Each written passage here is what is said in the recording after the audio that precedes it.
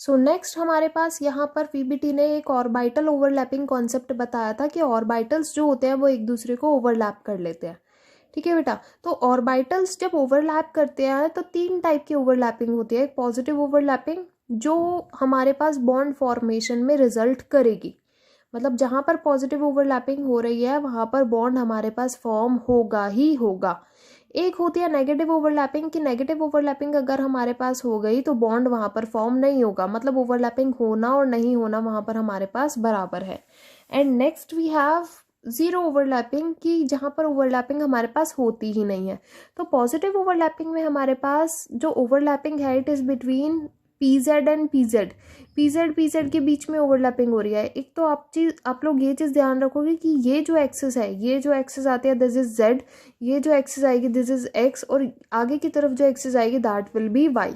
तो हमने अपने स्टैंडर्ड एक्सिस जो ली है according to NCERT it is Z axis, तो इस एक्सिस को हम जेड एक्सिस लिखते हैं, इस एक्सिस को हम एक्स एक्सिस नहीं लिखेंगे। तो हमारा जो पी ऑर्बिटल है वो अलोंग जेड एक्सिस आएगा। तो अगर सेम साइन के लोब्स क्या कर रहे हैं, ओवरलैप कर रहे हैं, वहां पर उसको हम पॉजिटिव ओवरलैपिंग कहेंगे। और अपोजिट साइन के लोब्स अगर ओवरलैप कर रहे हैं तो उसको हम क्या कहेंगे, नेगेटिव ओवरलैपिंग कहेंगे। तो ओवरलैपिंग हमारे पास कहाँ पर हुई, ओवरलैपिंग मेरे पास इस रीजन में हुई। So this region is responsible for bonding and this region is not responsible for bonding, क्योंकि यहाँ पर पॉजिटिव और नेगेटिव साइन ओवरलैप कर रहे हैं। Next we have pz s. तो पीजेड एस किस तरीके से हमारे पास कनेक्ट करते हैं, पीजेड का पॉजिटिव लोब एंड एस हमारे पास पॉजिटिव ही होता है, तो पीजेड का पॉजिटिव लोब ओवरलैप कर जाएगा एस के साथ। लेकिन अगर पीजेड का नेगेटिव लोब ओवरलैप करेगा एस के साथ तो वो हमारे पास नेगेटिव ओवरलैपिंग में चला जाएगा। नेक्स्ट हमारे पास ये टाइप की जो बॉन्डिंग है बेटा ये ऑन द एक्सिस हो रही है, दिख रहा है आपको, ये चीज जो बॉन्डिंग है ये एक्सिस के ऊपर है। नेक्स्ट हमारे पास जो ओवरलैपिंग है वो साइड वाइज ओवरलैपिंग होती है कि एक्सिस के ऊपर नहीं, एक्सिस के अबव और एक्सिस के बिलो ओवरलैपिंग हो रही है, ये वाली ओवरलैपिंग एंड दिस वाली ओवरलैपिंग। तो सेम साइन के लोब्स अगर ओवरलैप करेंगे पी एक्स के या पी वाई के तो वो ओवरलैपिंग हमारे पास पॉजिटिव में जाएगी, means that will result in bond formation. लेकिन अगर डिफरेंट साइन के लोब्स हमारे पास ओवरलैप करेंगे तो that will result in negative overlapping, मतलब that will not result in bond formation, यहाँ पर कोई भी बॉन्ड फॉर्म नहीं होगा। Next we have zero overlapping. Zero overlapping अगर हमारे पास एक्स एक्सिस या वाई एक्सिस के साथ एस ऑर्बिटल कंबाइन करने की कोशिश करें तो that will result in zero overlapping, वहां पर ओवरलैपिंग होना ना होना दोनों ही हमारे पास एक बराबर बात है। तो इसकी वजह से जब हमारे पास ऑर्बिटल ओवरलैपिंग कॉन्सेप्ट आया तो 2 टाइप की ओवरलैपिंग हो रही थी, एक ऑन द एक्सिस और एक साइड वाइज ओवरलैपिंग, मतलब जो एक्सिस के ऊपर नहीं है एक्सिस के अबव और बिलो है, एक्सिस के ऊपर नहीं है एक्सिस के अबव और बिलो है। प्रिंसिपल एक्सिस हमने जेड एक्सिस लिया ना, तो यहाँ पर हमारे पास इसी वजह से 2 टाइप के बॉन्ड बनते हैं, एक बनेंगे सिग्मा बॉन्ड और दूसरे बनेंगे पाई बॉन्ड। तो सिग्मा बॉन्ड जो बनते हैं बेटा that is head on overlapping. Head on overlapping मतलब end to end overlapping, on the axis overlapping से बनते हैं सिग्मा बॉन्ड। एक्सियल ओवरलैप भी इसको हम लोग बोलते हैं। तो एस और एस अगर ओवरलैप करते हैं ऑन द एक्सिस तो ये एक्सिस के बीच पे एक्सिस के ऊपर ओवरलैप कर रहे हैं ना, तो इसको हम हेड ऑन ओवरलैपिंग बोलेंगे। एस और पीजेड अगर ओवरलैप कर रहे हैं तो एस और पीजेड हमारे पास ऑन द एक्सिस ओवरलैप कर रहे हैं तो वो हमारे पास head on overlapping sigma bond form करेंगे। पीजेड अगर हमारे पास ओवरलैप करे जैसे कि हमने पीछे देखा था तो वो ओवरलैपिंग हमारे पास पीजेड जब ओवरलैप करेंगे तो ऑब्वियसली यहाँ पर हम पॉजिटिव ओवरलैपिंग की बात करेंगे तो साइन लगाने की ज़रूरत नहीं है कि हमने साइन यहाँ क्यों नहीं लगाए, हम पीछे पढ़ चुके हैं कि पॉजिटिव ओवरलैप से ही बॉन्ड बनेगा, तो हम बॉन्ड की ही बात कर रहे हैं, तो obviously it represent positive overlap.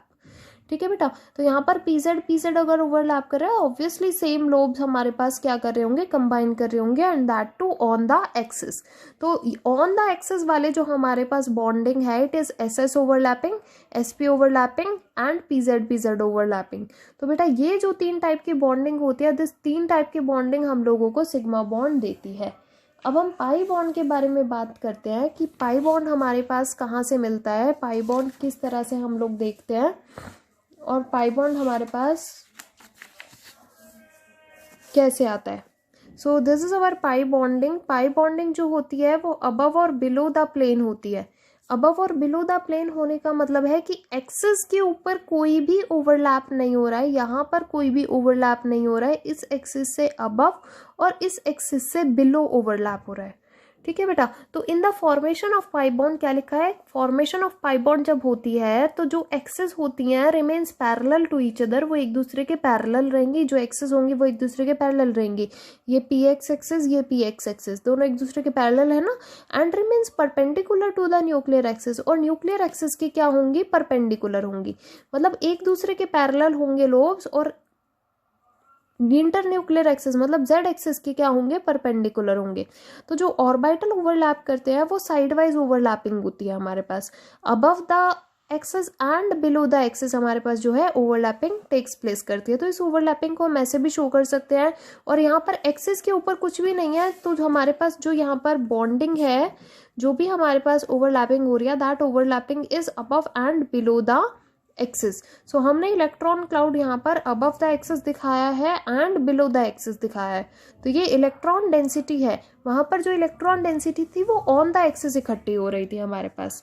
तो यहाँ पर स्ट्रेंथ ऑफ सिग्मा और पाई बॉन्ड की अगर हम बात करें कि हमारे पास सिग्मा बॉन्ड ज़्यादा स्ट्रॉन्ग होता है या पाई बॉन्ड ज़्यादा स्ट्रॉन्ग होता है, तो बेटा आप यहाँ पर देखोगे कि यहाँ पर जो पाई बॉन्ड है, तो ये पाई बॉन्ड बच्चे, जो पाई बॉन्ड है उसमें ओवरलैपिंग का जो एक्सटेंट होता है, ओवरलैपिंग का जो एरिया होता है वो कम होता है, लेकिन जब हेड ऑन ओवरलैपिंग होती है तो वो सीधे सीधे ओवरलैप कर रहे हैं। तो सीधे सीधे ओवरलैप करने की वजह से वहाँ पर जो इंटरमिक्सिंग है, जो एरिया होता है ओवरलैप करने का, जो एरिया होता है मिक्सिंग का, वो बहुत ही ज़्यादा होता है। तो इसी वजह से हमारे पास जितना ज़्यादा एरिया होगा ओवरलैपिंग का, उतना ही ज़्यादा हमारे पास क्या होगा, उस बॉन्ड की स्ट्रेंथ होगी। सो सिग्मा बॉन्ड हमारे पास ज़्यादा स्ट्रॉन्ग होते हैं comparative to pi bond. So sigma bonds are more stronger than pi bond. तो एक चीज़ और याद रखेंगे कि पाई बॉन्ड हमेशा इन एडिशन बनेंगे सिग्मा बॉन्ड, ऐसा नहीं होगा कि पाई बॉन्ड हमारे पास ऐसे ही बन जाएंगे।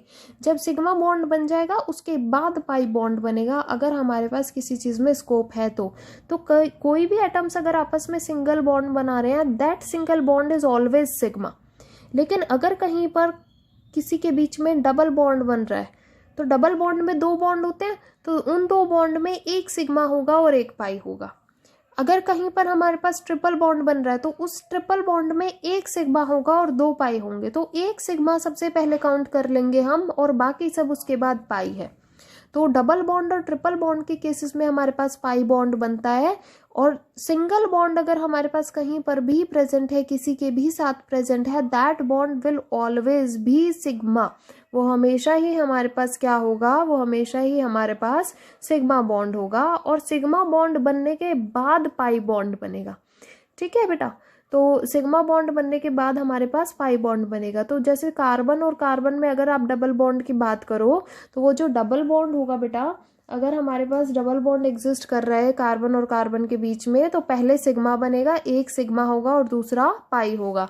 और अगर हमारे पास ट्रिपल बॉन्ड एग्जिस्ट कर रहा है, तो ट्रिपल बॉन्ड के केस में हमारे पास तीन जो बॉन्ड हमारे पास एग्जिस्ट करेंगे, तीन बॉन्ड में एक सिग्मा होगा और नीचे वाले दोनों ही हमारे पास पाई होंगे। तो एक सिग्मा ट्रिपल बॉन्ड में होगा ही होगा, बाकी दोनों हमारे पास पाई होंगे। तो that was our strength of sigma bond and pi bond. ये हमारे पास सिग्मा बॉन्ड और पाई बॉन्ड के बारे में बताया गया है। नेक्स्ट टॉपिक जो हम लोग करेंगे दैट विल बी हाइब्रिडाइजेशन। तो इंटरमिक्सिंग के कॉन्सेप्ट के बाद हमारे पास जो कॉन्सेप्ट आया दैट वाज हाइब्रिडाइजेशन, की जब ऑर्बिटल इंटरमिक्स हो जाते हैं तो उसके बाद उनमें बॉन्डिंग किस तरीके से होती है, वो हमारे पास हाइब्रिडाइजेशन ने बताया था। तो हाइब्रिडाइजेशन का पूरा topic you will get in our next video.